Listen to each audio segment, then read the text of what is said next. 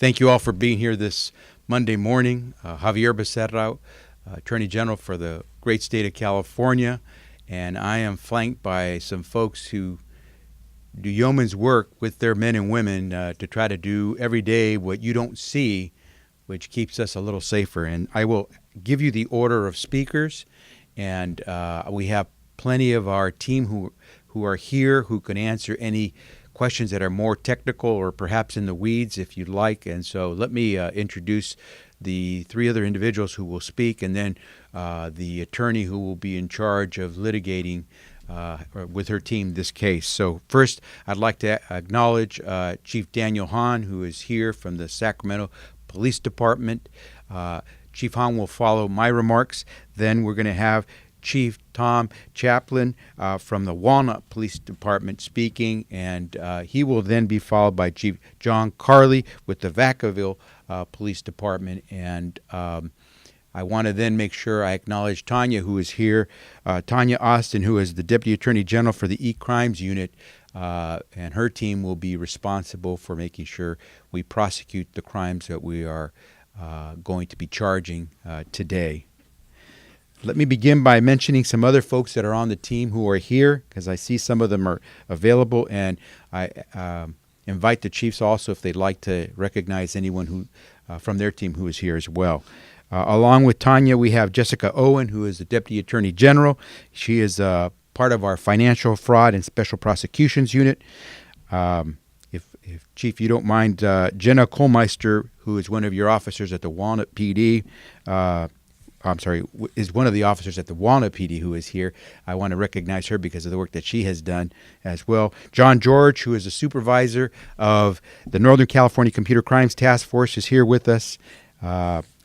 Chief Kevin Gardner, who is the chief of the Division of Law Enforcement here for the Department of Justice and in charge of all of the different operations that we have within this Department of Justice.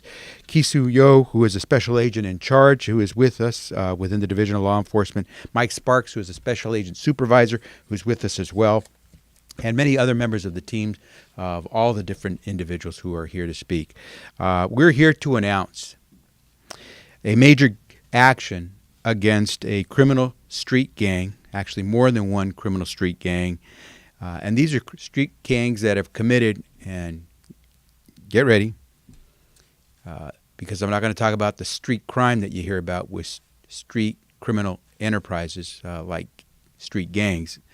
We're here to talk about the crimes that street criminal gangs are committing using identity theft and fraud against dozens of, get this, not the person on the street, not the person at the park or at the school, against merchants and their customers, and not in the typical way that you think of going in and physically harassing and intimidating. These street gangs do target and they do intimidate our businesses and our families in order to feed their criminal enterprise. But unlike that, which we're accustomed to, where they usually do this by targeting people on the streets or on Main Street when they go after certain merchants, over the last 3 years, the Northern California law enforcement agencies involved in this particular operation identified a string of burglaries. Again, not attacks directly on people, but a string of burglaries of medical and dental offices, where what was stolen and taken were credit card terminals. Credit card terminals, not cash necessarily or most directly, but credit card terminals. These terminals are used to complete regular sales and to process refunds. Essentially, they're modern-day cash registers, these terminals. In some of these burglaries, not only were the terminals stolen, but the information that those terminals can provide, including patient records. Those things were also stolen.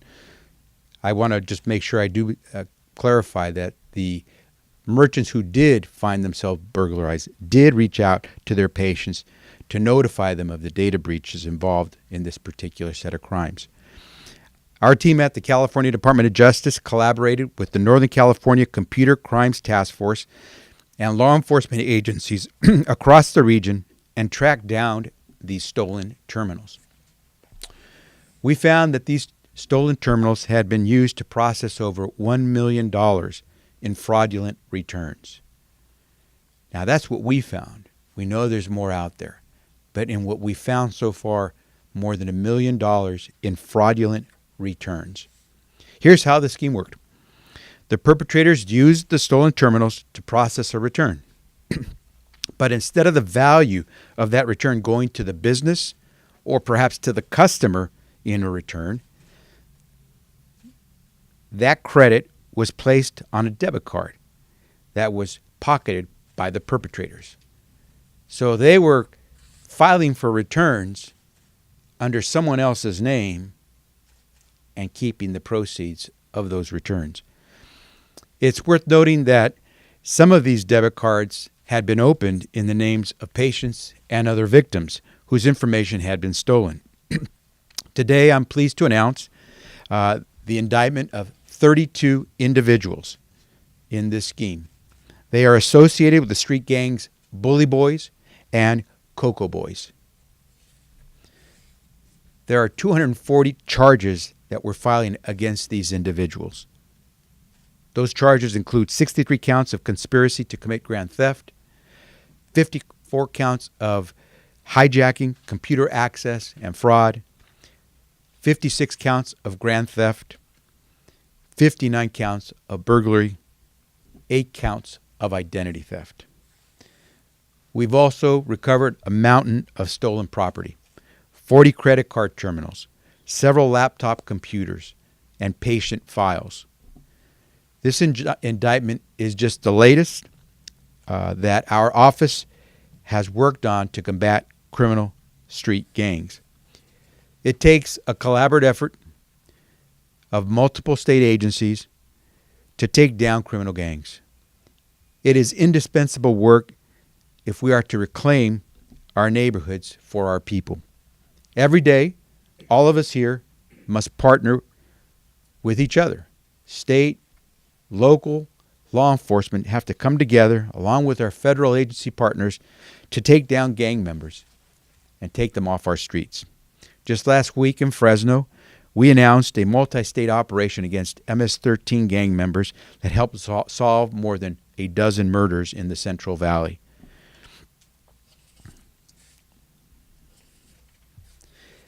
If I can send one perhaps important but crucial message to our merchants, to the business owners of California, let me encourage you to be proactive with data security.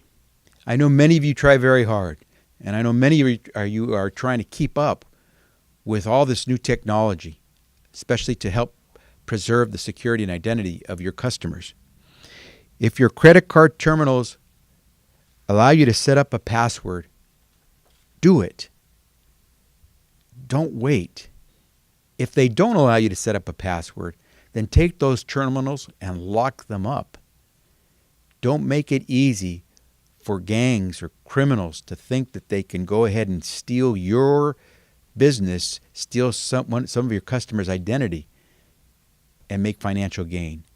Remember, it is easier today, and it is more rewarding today to engage in identity theft and financial fraud than it is to go out there on the street and commit physical, violent crime.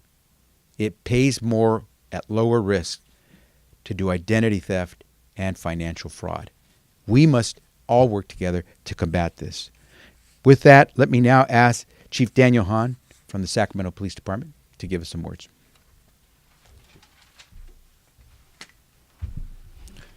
Thank you. I'd like to thank Attorney General Becerra and the Department of Justice for their work on this case and their continual collaboration, not only with the Sacramento Police Department, but for all the other local jurisdictions, because that's critical in the issue that we're talking about today for a couple reasons. One, street gangs now are very mobile. They will go up and down the state. So for that reason, we have to be collaborative. We have to work with other local jurisdictions and the state. And there is no jurisdiction in our state that doesn't have a problem with gangs, I can tell you that. The other thing is the evolution of gangs themselves. The crimes and the people they victimize is constantly evolving. So in this case, you see financial fraud, identity theft, but they're also heavily involved in sex trafficking and other things that are outside of necessarily the overt violence that we see. But also make no mistake that we still have the violence that gangs commit in our neighborhoods, and we're very committed to that. But this is an example of how gangs have evolved, and we need additional expertise and resources that come with the state and other local jurisdictions. So I'd like to thank you for your work on this and your collaboration, because it needs to continue going forward. And it also goes to show you that gangs can victimize any of us in this room through financial fraud and other ways, and violence on our streets. So thank you again. And with that, I'd like to introduce Chief Tom Chaplin from the Walnut Creek Police Department. Thank you,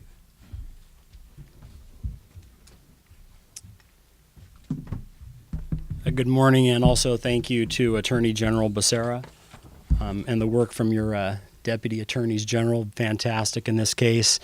Before I share some comments, I do want to shout out or acknowledge several members of my team: Detective Lieutenant Reese, Detective Sergeant Rangel, Assistant John Haithcock, and our case agent on this, Detective Cole Meister, who, along with the Deputy Attorneys General, spent a lot of time living at the Walnut Creek Police Department and getting ready for this case. So we've been a partner in the Northern California Computer Crimes Task Force over the past 14 years, as we've all seen high-tech crime become a new battleground.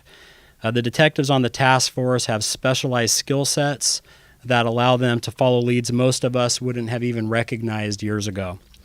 We're pleased to have played a part in Operation Pinstripe, which brought justice for at least 4 Walnut Creek merchant victims.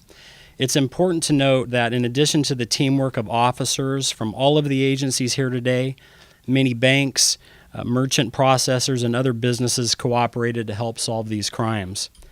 Last Wednesday was a proud day for Northern California law enforcement. Nearly 130 officers and detectives deployed at a variety of locations to safely apprehend the suspects indicted in this case. I want to personally thank all of our partners for dedicating their investigative talent, tactics, and enthusiasm in this complex effort. Dozens of people will now be answering for their crimes, and we can only imagine how many new crimes have been prevented. Thank you for the opportunity. Thank you again, Attorney General. With that, I'd like to turn it over to Chief John Carley from the Vacaville Police Department. Thank you. Well, good morning, and thank you, Attorney General. It really is a kind of a pivotal moment in law enforcement, especially in California. The task force operations, along with the organizations here today, Vacaville Police Department, set out to solve some of these cases, and I want to personally acknowledge Detective Nicole King for the work that she played in really bringing this forward. Nearly half a dozen merchants in the city of Vacaville from 2015 to 2016 experienced these types of burglaries that you wouldn't think would be from an organized street gang, but it has become more lucrative in today's environment. Gangs themselves promote this idea of fear and violence, but they're becoming more and more sophisticated, especially in this financial institutions that we face each and every day. In the areas that we can really promote a better and a safer business environment, we really do hope that we can enact maybe future legislation that can help secure the interest of the individuals that go out each and every day and go to doctors and dentists in all of our communities only to be victimized. There has to be a better way, and we are working together with the Attorney General potentially to solve this and promote better legislation in this area. But also from the various staffs, Steve Carey is our investigative section supervisor, and Lieutenant Chris Poland overseeing our division. The teamwork of all the agencies coming together, not just in the nearly 3-year operation, culminated in the countless arrests that have been made and the indictments that are moving forward. The sad reality is this is just 2 street gangs that are involved in this, and how many more are out there doing that. And so what we can do is to promote a better and safer environment for our financial institutions to operate in, to protect our citizens from this growing trend of identity theft. And lastly, I would say that what most people aren't aware of is the task forces that support local law enforcement. make it possible so that we can solve these cases that cross jurisdictional lines and county lines and even from state lines. And it wouldn't happen without, at least in Sacramento, there's a task force, and also the Northern California Computer Crimes Task Force, which I personally used to be a detective at back in 2003. So it's near and dear to my heart. I think we have a lot of work in front of us, and we need to continue supporting the local agencies the way that it was done in this case. So with that, I want to turn it back over to Attorney General Becerra. Chief Carley, thank you very much. As I mentioned, I've got our attorney available, Tanya Austin, who can answer some questions if you'd like, more specifically about the case and the prosecution. But we'll take it this stage. Thank you all very much. Appreciate it very much. Have a great day.